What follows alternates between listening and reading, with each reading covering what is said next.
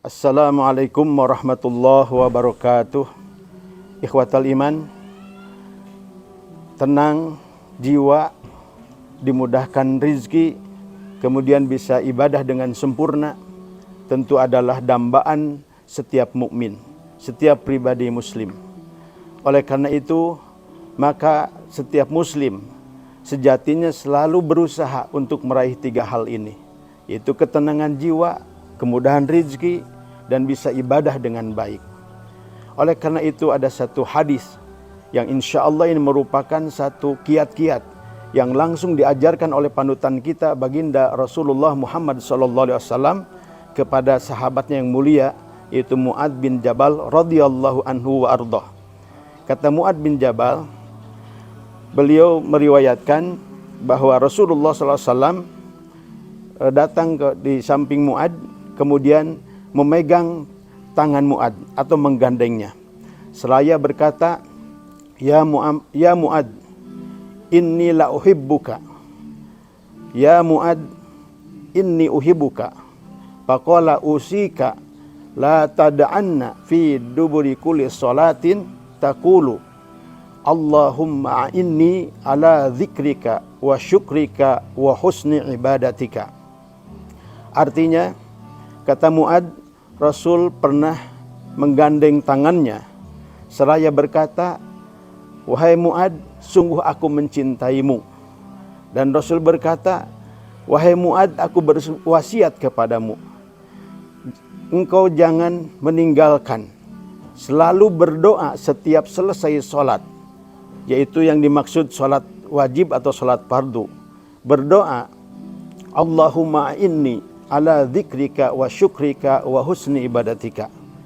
Ya Allah, tolonglah aku untuk senantiasa berzikir kepadamu dan selalu bersyukur atas nikmat yang Engkau limpahkan kepadaku dan bisa beribadah dengan baik kepadamu.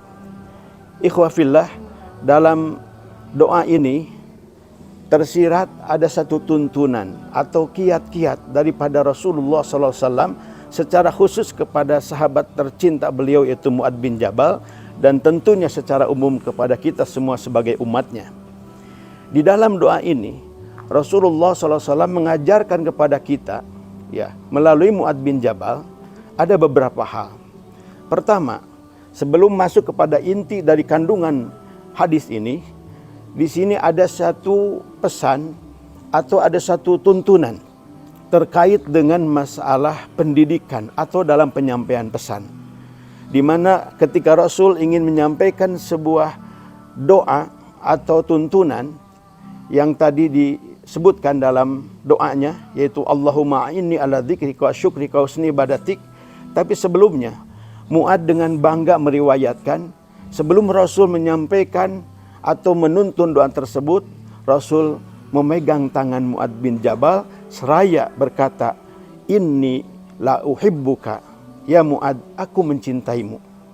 Di dalam kata-kata ini ada suatu tuntunan dan contoh dari Rasul, dan ini sangat bermanfaat baik bagi kita, baik sebagai orang tua, terutama sebagai guru dan pemimpin umat, yaitu dalam menyampaikan pesan.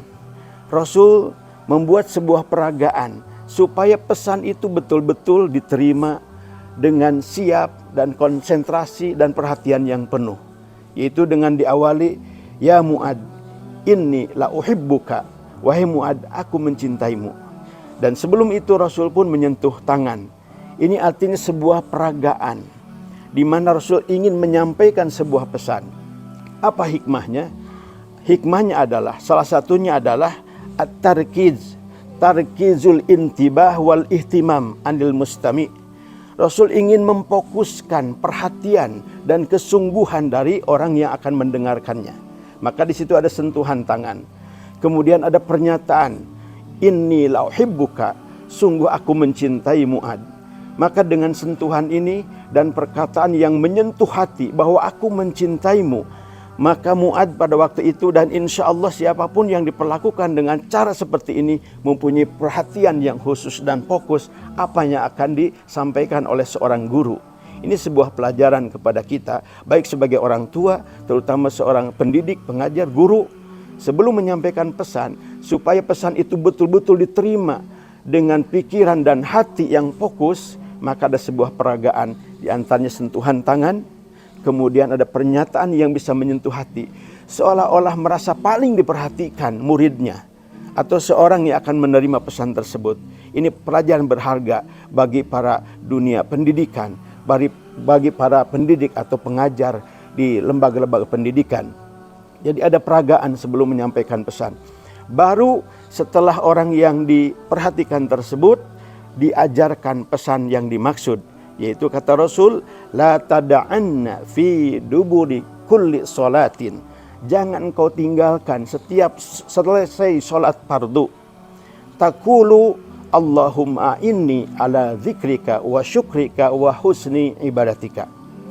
Jangan engkau tinggalkan Mu'adz, setiap selesai salat fardu engkau berdoa, ya Allah tolonglah aku untuk senantiasa zikir mengingatmu, dan tolonglah aku supaya aku bisa bersyukur atas nikmat yang engkau berikan kepadaku, dan tolonglah aku supaya aku bisa beribadah dengan baik kepadamu.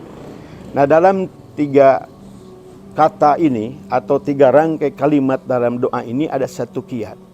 Hadirkan pertolongan Allah untuk supaya mudah berzikir kepada Allah.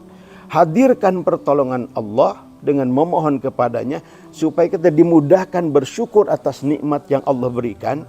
Dan ketiga, hadirkan pertolongan Allah supaya kita diberikan kemudahan ibadah dengan baik. Apa buah dan hikmah dan faidahnya bagi kita ketika kita sudah diberikan kemudahan-kemudahan dalam 3 hal itu? Ikhwafillah, sebagaimana tadi dikatakan di awal, bahwa memiliki jiwa yang tenang, kemudian kemudahan rizki, dan bisa mensyukurinya, dan bisa menjadi bekal ibadah, sehingga ibadah dengan baik, ini dambaan setiap orang mukmin, dambaan setiap muslim. Maka buah hadirnya pertolongan kepada seseorang sehingga mudah berzikir, maka dengan zikir itulah menjadi ketenangan seorang mukmin. Sebagaimana firman Allah Subhanahu wa taala di surat Ar-Ra'd ayat 28. A'udzubillahi minasyaitonirrajim.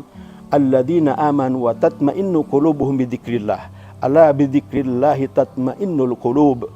Orang-orang yang beriman selalu tenang hatinya karena dengan mengingat Allah. Ingatlah tenangnya hati dengan mengingat Allah Subhanahu wa taala. Jadi bagi orang mukmin, untuk mendapatkan jiwa yang tenang, jiwa yang stabil, cukup memperbanyak mengingat Allah Subhanahu wa taala. Jangan cari pelampiasan yang lain. Apakah itu dengan menghabiskan rokok sampai berbungkus-bungkus, apalagi sampai lari kepada obat-obat yang terlarang, atau hiburan yang sifatnya hura-hura. Itu tidak akan membawa ketenangan yang paripurna. Tetapi bagi kita, bagi orang mukmin, mencari ketenangan cukup dengan memperbanyak mengingat Allah. Dan itu ketika ditolong oleh Allah Subhanahu wa taala, sehingga lisan kita selalu basah, lisan kita selalu mudah untuk berdzikrullah, maka insya Allah sejauh mana kadar kemampuan kita berzikir, sejauh itu ketenangan jiwa akan kita raih. Kemudian poin yang kedua, yaitu untuk dimudahkan rizki. Allah sudah memberikan janji dalam surat Ibrahim ayat 7. A'udzubillahi minasyaitonirrajim. Wa idza adzana rabbukum la in syakartum la azidannakum wa la in kafartum inna adzabi lasyadid. Allah Subhanahu wa taala, Tuhan kita, telah mengumumkan, jika kalian bersyukur atas nikmatku, niscaya akan aku tambahkan nikmat itu. Dan jika sebaliknya kalian mengkufuri nikmat itu, ingat, azabku sangat pedih. Nah, dalam ayat ini Allah berjanji bagi siapa saja hamba yang beriman, yang pandai mensyukuri nikmat, Allah akan tambahkan. Maka dengan syukur, insya Allah nikmat yang sudah ada Allah tetapkan. Nikmat yang Allah janjikan akan dimudahkan. Jadi cara bersyukur, cara meraih kemakmuran hidup. Kemudian poin yang ketiga, ketika Allah memberikan pertolongannya kepada kita, yaitu supaya dimudahkan ibadah dengan baik. Ibadah dengan baik, tentu ini keuntungan yang luar biasa dan bekal kita untuk perjalanan panjang kehidupan akhirat dengan ibadah atau amal soleh, ibadah yang dilakukan dengan baik. Ketika pertolongan Allah turun kepada kita, kita bisa ibadah dengan baik. Dan ibadah dengan baik akan mengisi ruang waktu kita, sehingga waktu kita sangat produktif dengan kebaikan amal soleh sampai akhir hayat. Sebagaimana perintah Allah Subhanahu wa Ta'ala di surat Al-Hijr ayat 99, A'udzubillahi minasyaitonirrajim, wa'bud rabbaka hatta ya'tiyakal yaqin.